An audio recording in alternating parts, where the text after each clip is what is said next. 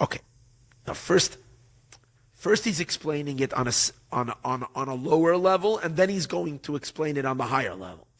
The lower level of Melech Yachid Chai Olamim means that Malchus is sitting on top of Kesser, which doesn't make any sense. Kesser is up here. Malchus is the lowest.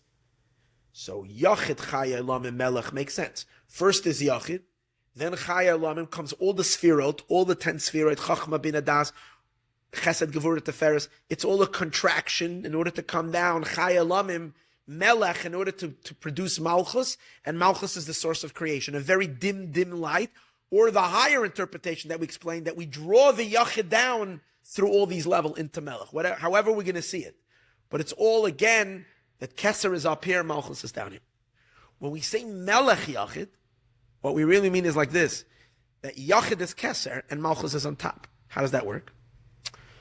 Because it says like this, the Malchus of every world becomes the Kesser to the next world. What does that mean? In simple words.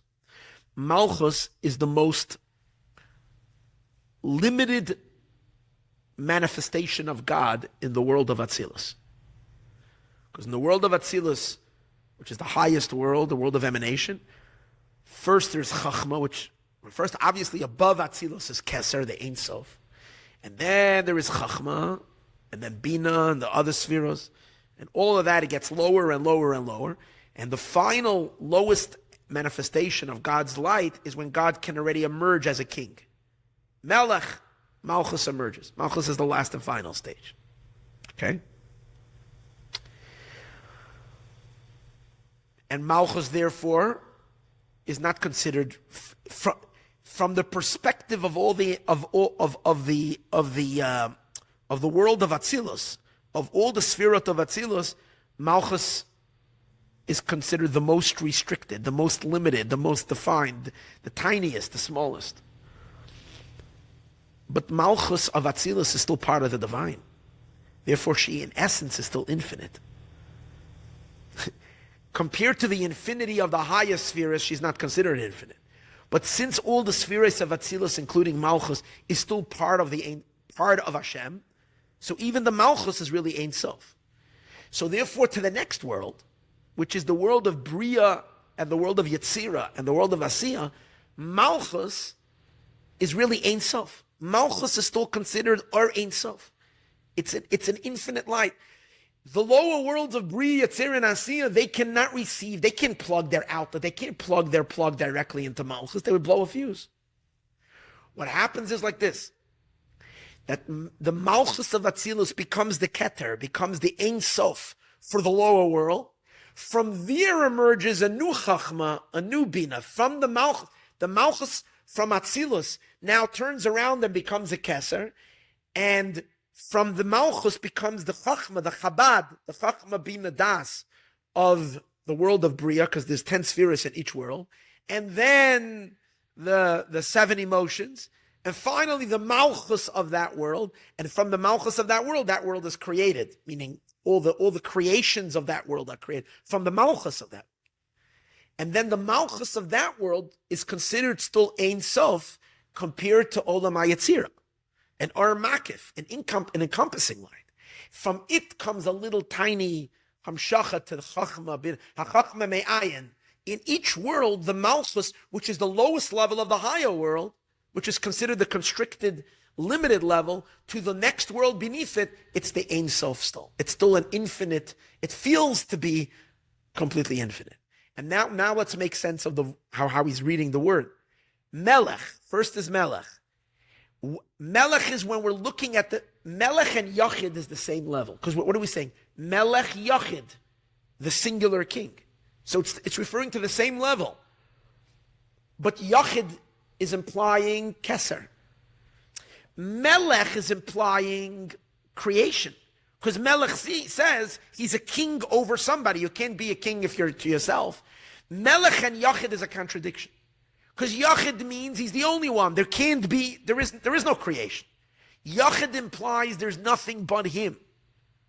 Melech implies that he's a king over something. So a Melech is the total opposite of Yachid. So how do you say Melech Yachid? and you put Melech first? The answer is, in the world of Atzilus, to the higher spheres, when they look at Malchus, Malchus is Melech, is a source for creation. But from the next world, from the lower world, from Bria, which is lower, Malchus is Yachid. It's the only that it's Ein Sof. There's no room for anything to exist. Even the Malchus from the higher world is considered to the next world the exclusivity of the Ein Sof. Nothing can exist in that light. Plug into that and you die. Plug into that, you're electrocuted. Plug into that, this doesn't leave room for any, because it's infinite light. So what happens is, it's first called Melech, but then it's called Keter, the crown, to the next world. That's why it's called Yachid. And Melech Yachid Chai Olamim, and from the Yachid comes the life of the worlds. That's a tiny little flash which produces the Chachma for the next world, and then it goes down till it becomes the Malchus of the next world, enabling the space of that world and all the creatures of that world to exist. Yet that level, that world is considered still so lofty that the Malchus of that world is still considered Ein Sof, and it becomes the Kesser for the next world, and that's how it goes down. So now we understand what means Melech Yachid Chai Olamim. So that's one pirush. Okay. Let's see. Melech Kenoidaki Malchus D'Atzilus, the Malchus of Atzilus Nasa Atik L'Bria, becomes the Kesser. Atik always means the Keter. Atik means the light that is transcendent, removed to Bria. Pchinas Yachid. It's considered Yachid. Kedei Liyos Chai Olamim. In order to enliven the next world. So first Malchus is an Or Makif, it's an encompassing light, it's a Yachid light, and from it comes a tiny little bit of light to become the life force of that world. Okay. But in this case, Malchus then goes down into the lower worlds. It's very limited as she goes lower and lower and lower. Notwithstanding the fact that she's a Yachid for the lower world, she's a Kesser for the lower world, but that's only relative. That's only relative to the lower world. Malchus is so high, but relative to Atzilus, Malchus is Nebuch. Very, very, very, very low and very, very limited. So now we have to Aroi Mincha, we have to lift up the Malchus, even though she's Kesser, but we have to lift her up where? Into the Kesser of the Ein Sof. Enable Malchus to go up truly into the infinite. To go, it's one thing, she's a Kesser, she's wearing the crown. To the lower world, she's wearing the crown, but to the upper, she's got no crown. You want to lift her up into the ultimate crown, into the Ein Sof itself. Now we have to raise the Malchus of Bipchinas Yachid into a much higher level of Yachid. Ad, and that's why he says over here, Ad Malchus to Ein Sof. Until the Malchus of Ein Sof, that's the ultimate Kesser. To go higher and higher, all the way up, Milmata L'mayla, from the bottom up. Ubeis B'chinas Elu, and these two levels, I have to leave in 2 minutes, I just wanted to finish, and Shabbos v'Chanukah. These are the two energies, the difference between Shabbos and Chanukah. Shabbos is the elevation of Malchus. All the work we do, we propel Malchus higher. It's an energy of Aliyah Sa'olamais. The energy goes up, ascending upward. Malchus gets relief from her entrapment in this world. She goes up. And in our lives, God gives us a break from having to illuminate the world, and He allows us to take a day off and to immerse ourselves into the higher spiritual worlds, to go away from everything. And Beis B'chinas Elu, and these two levels, and Shabbos v'Chanukah. Shabbos v'Chanukah. Ki Shabbos, because Shabbos, halom u'matalamayl. Shabbos is an ascent from the bottom up. The Chanukah, in Chanukah, Hamshacha is a drawing down, Momayla lamata, from up down. Like we said, the first pirush, we download the Ein Sof into Malchus, or we upload Malchus and we throw her up.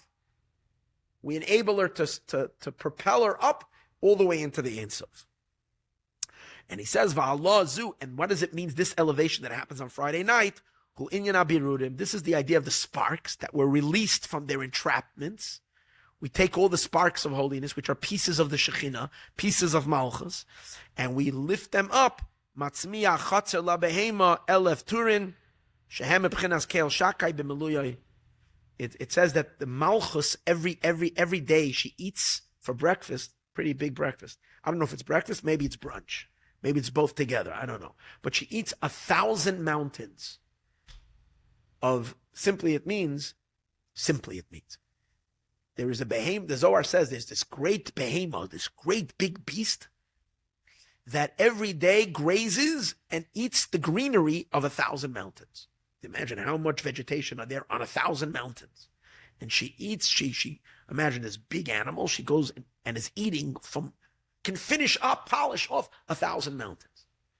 So what does that mean? The animal is Malchus, because Malchus is called Behemoth, because the energy of Malchus is Shem Ban. Ban is Gematria Behemoth. Because the spheres above Malchus are called man. Malchus is called Behemoth. And she eats 1,000 mountains is referring to the sparks of holiness that are consumed in Malchus through all the mitzvahs that we do. But what's really cool is that he says, and that's this consumption of all these sparks is connected to the name of Hashem called Keil Shakai. So I was so excited that I was able to crack the code. What does it have to do with Keil Shakai? He says, B'meluyoi with the miloi. So it wasn't really, the truth is it's not so hard to crack it, but if you don't take a calculator, you're not willing to do the work, you won't figure it out. So what he means is like this, you take the two names, Keil and Shakai, and each of those letters, Keil Shakai, you do it with the hidden letters, the miloi. So Aleph, for example, instead of Aleph being 1, Aleph is 111. Aleph Lamed Pei equals 111. So that's Aleph. Lamed is 74. So if you take the word Keil, Aleph Lamed, and then the letters Shin, Dalid, Yud, the gematria of all of it together is 999, which is the gematria of, which he says is the gematria of 1,000. So from Keil Shakai, which is where Malchus, now what's the connection to Keil Shakai? I'm not sure yet. Maybe we'll figure it out by next week. Keil Shakai, for some reason, is related to this powerful suction that Malchus suctions up all these sparks, elevates it into Malchus, and then Malchus itself from all these collected sparks that are yearning so much already. They've been yearning for years. They've been so far from their source. They create in Malchus an enormous thirst and longing for her to go up into her source. And that's the point. It creates an upward energy. It creates a aliyah sa'olamais, a vayachudu hashamayim va'aretz, a kiloyon, a kala energy to go up into the Ein Sof. That's Shabbos. And Chanukah is the opposite. Be'ezrat Hashem,